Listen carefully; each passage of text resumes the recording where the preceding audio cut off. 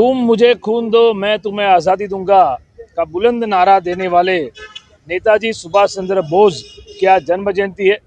वडोदरा कांग्रेस परिवार उनको सत सत नमन कर रहे हैं और उनको यहाँ पे हमने पुष्पांजलि की है। नेताजी सुभाष चंद्र बोस का इस देश के आज़ादी के लिए बहुत बड़ा योगदान रहा है और उस समय के जो आज़ादी के समय के जो युवा नेता थे उनमें से एक सुभाष चंद्र बोस थे और सुभाष चंद्र बोस के लिए महात्मा गांधी बापू एक प्रेरणा स्रोत थे और वो महात्मा गांधी बापू जिनको हम सब पूरा विश्व राष्ट्रपिता के नाम से जानता है, वो गांधी बापू को राष्ट्रपिता का नाम किसी ने दिया तो उस समय पे सिंगापुर रेडियो से नेताजी सुभाष चंद्र बोस ने दिया। आज सुभाष चंद्र बोसनी जन्म जयंती है। 1897 जन्मेला अनेक सरकारी वकीलना पुत्र અને દેશની એક નઈ દિશા, એક નઈ ક્રાંતિ, એક નઈ જાતની ક્રાંતિની દિશા આપનાર આજે સુભાષચંદ્ર બોસનો જન્મદિવસ છે।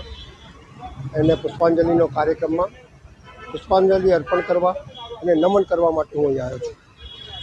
કોંગ્રેસ પાર્ટીના તમામ સભાસદો, કારણ કે એ મૂળ કોંગ્રેસી હતા અને તે કલકત્તાના અધિવેશનમાં બી પ્રમુખ રહી ચૂકેલા।